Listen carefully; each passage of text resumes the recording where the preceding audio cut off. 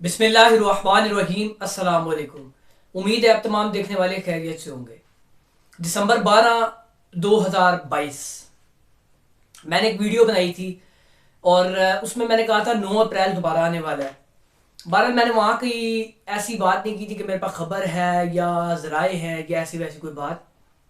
मैंने सिचुएशन को एनालाइज करके आपके सामने पेश किया था।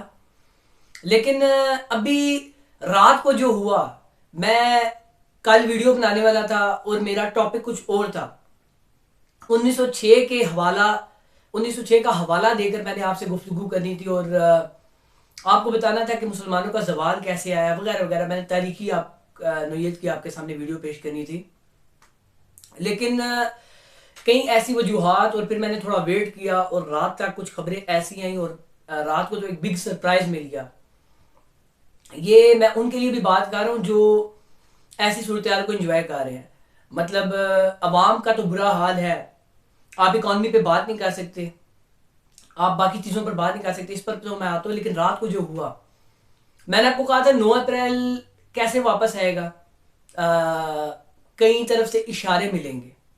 रात को एक इशारा मिला और जैसी सूरत हाल पेश आई, आपने लम्हा मलम्हा आपने सुना होगा, उसको वॉच किया होगा और आपने ये भी देखा होगा कि अभी जितने भी हम इकोनॉमिकली क्राइसिस फेस कर रहे हैं, ये वीडियो आप तमाम लोगों के लिए है कि जो उम्मीद हार चुके हैं, जिनके पास उम्मीद नहीं है, जिनमें मायूसी पाई जा रही है। और कुछ यूट्यूबर्स ऐसे हैं, मैं हर एक की बात नहीं कर रहा, लेकिन कुछ ऐसे हैं जो सीनियर भी हैं, क्रेडिबल भी हैं, लेकिन बावजूद इसके कि वो मायूसी फैला रहे हैं, उनकी बातों से मायूस अवाम में जो है वो मायूसी पाई जा रही है। तो कुछ चीज़ें ऐसी हैं जिन पर मैं बात करूंगा और मेरा बिलीव है ये कि मायूस नहीं होना चाहिए, जितने मर्जी बुरे हालात हों। अगर आपको अगर आपके आप में ईमान है, आप में जज्बा है, तो आप मायूस नहीं हो सकते। मैंने 1906 के हवाले से एक तवील वीडियो बनाई थी, लेकिन मैं उस 1906 का हवाला आपके सामने पेश करूंगा, इंटरेस्टिंग फैक्ट्स वगैरह। और अभी भी मतलब वो तो विजन, सोच और जो स्टैंड था जिस चीज पर 1906 में मुसलमानों ने लेना था स्टैंड, वो एक डिफरेंट चीज थी। लेकिन आज जो सिचुएशन है और आज जो मुसलमानों ने स्टैंड लेना है, स्पेशली पाकिस्तानियों ने स्टैंड लेना है, वो एक डिफरेंट चीज है। लेकिन 1906 से मिलते जुलते हालात क्यों हैं? 1906 में मुसलमानों पर बहुत ही बुरा जवाल है। मैंने ये तारीख पढ़ी, मैं आपके सामने पेश करना चाहा था लेकिन वक्त नहीं मिल पाया। लेकिन मैं उसका हवाला आपको ये दूंगा कि मुसलमानों ने बहुत ही बुरे हालात देखे। मुसलमानों पर कई अरूज है, कई जवाल है। अहमद फराज अहमद, उन्होंने एक तहरीर लिखी और तवील तहरीर है। उन्होंने एक तहरीर में लिखा कि मुसलमानों ने अपनी कई मजबूत कौमें बनाई, हर दौर में उनके ऊपर अरूज भी है, जवाल भी है। अरूज उनके अमालों की वजह से है, जवाल उनके करतूतों की वजह से है। इकोनॉमिकली आज हम इतने बुरे क्राइसिस से हैं। उस वक्त 1906 में मुसलमानों को अपने वजूद से नफरत हो गई थी।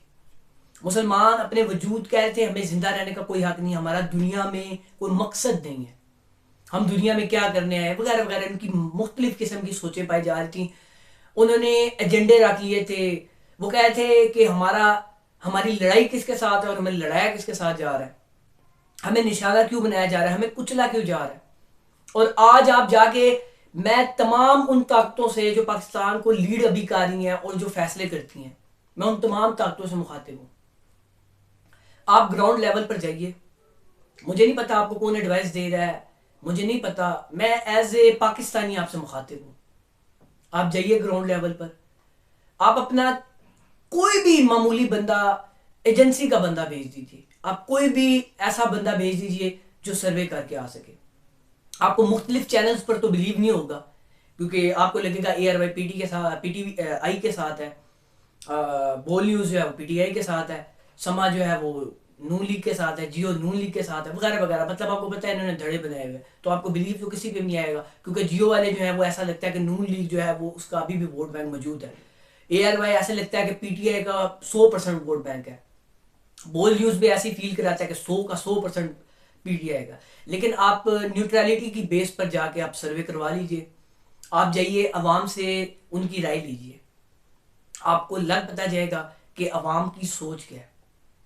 عوام کی سوچ 2018 کے بعد جب عمران خان صاحب نے حکومت سنبھالی تو اکانومیکلی کرائسس نہیں تھا. ریالٹی بیس پہ اگر میں بات کروں, جو اکانومی پہ آج رو رہے اور کہہ رہے اکانومی پہ بات کرنا جرم ہے, میں اکانومی پر ڈیٹیل میں بات نہیں کروں گا, لیکن میں اب آپ کو حوالہ یہ دوں گا کہ کل پرسوں سے بھکاری دانشوروں, اسپیشلی کل رات کو میں نے کچھ لوگوں کو بھکاری دانشوروں کو سنا, وہ کہہ رہے تھے کہ جی اب جمہوریت کو آگے آنا چاہیے, جمہوریت کو آگے بڑھنا چاہیے. رات کو جو عمل ہوا, جو رات کو سٹیپس اٹھائے پنجاب اسمبلی میں, وہ جمہوریت کی آپ سمجھ لیجیے جمہوریت کو زندہ رکھنے کی سب سے بڑی خوشی کی خبر ہے.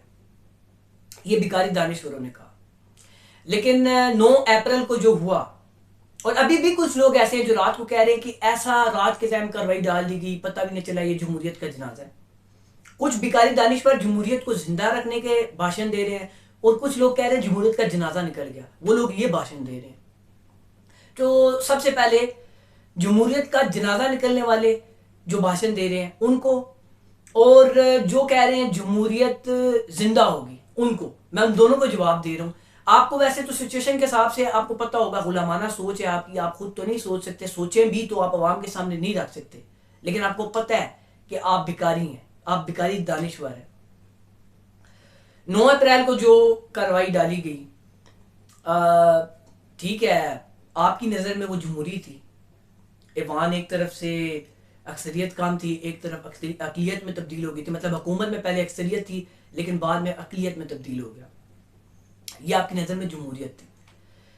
لیکن اس عدم اعتماد کو پورا کرنے کے لیے موجودہ جو اس وقت کا موجودہ پرائم منسٹر تھا, مشینری اس کے نیچے تھی, مشینری اس کے ماتحت کام کر رہی تھی.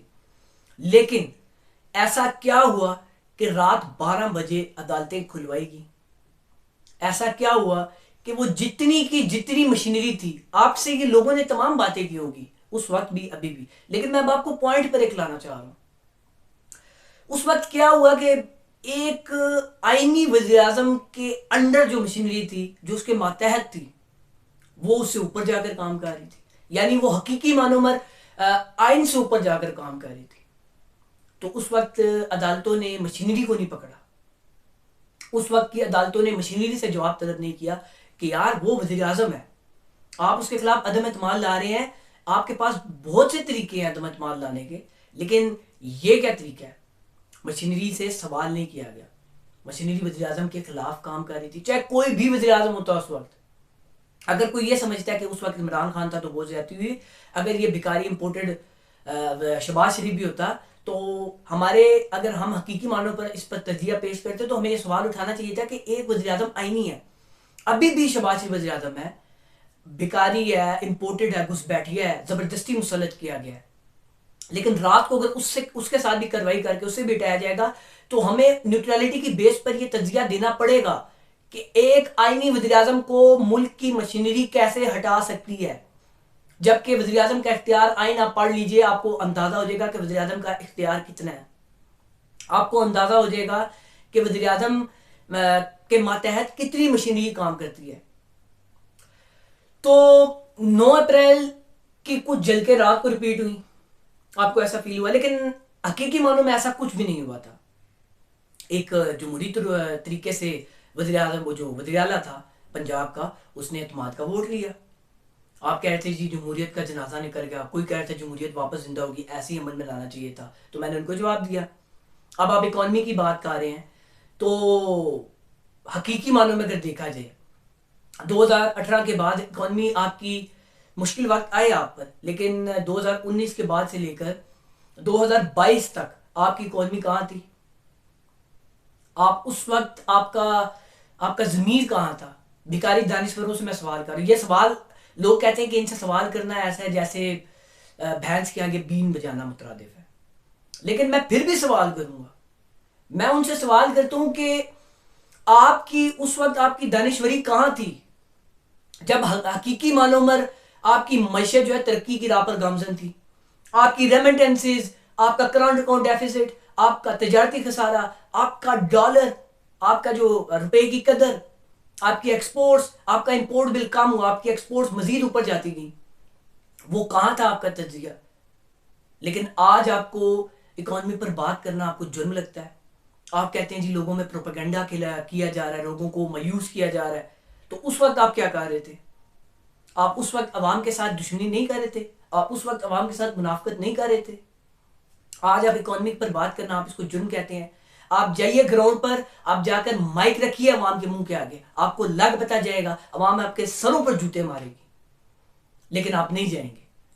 اب آپ رات کو جمہوریت کے بھاشن دے رہے ہیں، آپ کو پتہ ہے کہ عمران خان نے 2/3 اکثریت لینی ہے، آپ نہیں روک سکتے اسے. رات کو تمام کی تمام مشینری، حتیٰ کہ نواز شریف نے، یہ اگر آپ سمجھیں ڈرامہ ہے، میں آپ کو حقیقی معنی میں بتا رہا ہوں، نواز شریف نے اپنی لیڈرشپ، تمام کی تمام لیڈرشپ جو پاکستان میں موجود ہے، ان تمام لیڈرشپ سے پوچھا کہ یہ جو پی ٹی آئی کے جتنے بھی لوگ تھے جن کو ہم نے خریدنا تھا، سائڈ پر کرنا تھا، یہ کیسے ووٹ دینے آگے؟